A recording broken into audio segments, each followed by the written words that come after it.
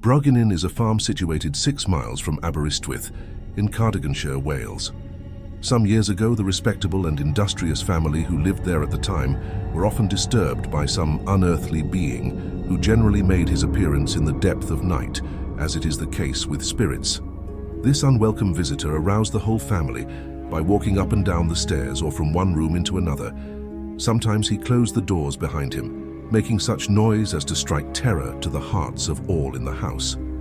At times, he lighted up the whole house at once with gleaming light, and the next moment vanished as suddenly as he came, leaving behind him utter darkness. Occasionally, a ghost was seen by some of the servants who had been out courting, walking across the farmyard in the form of a white lady, appearing as a tall, handsome lady attired in a white dress and her face covered by silken veil. This white lady walked towards the young men and suddenly disappeared in a tremendous ball of fire.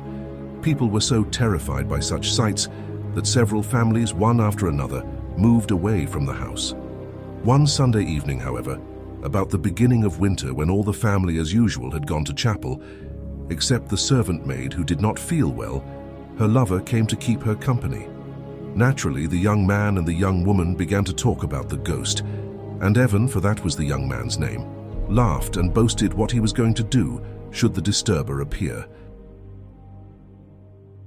But the next moment, without the least notice, a lady in her white dress stood right in the middle of the room with her face uncovered and her brown curly hair down over her shoulders. The servant maid and her young man, who had just been boasting, shuddered in terror and dared not move or utter a word.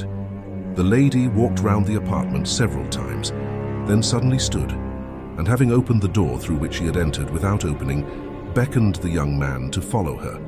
As he dared not disobey, he followed her upstairs into a dark back room, but which was now lighted up in some mysterious way. With her finger, she pointed out a particular corner under the low roof, at which place the young man, with his trembling hand, found some hard parcel carefully tied in an old woolen stocking. When he opened it, he found it full of money, and at the same moment, the white lady vanished and never disturbed the house again.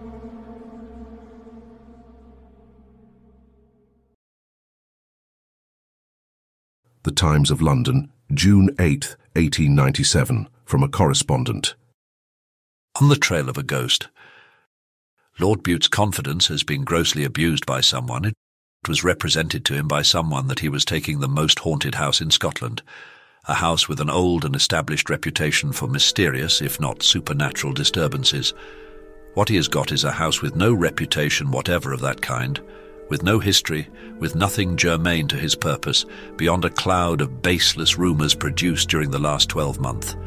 Who is responsible for the imposture it is not my business to know or to inquire, but that it is an imposture of the most shallow and impudent kind, there can be no manner of doubt.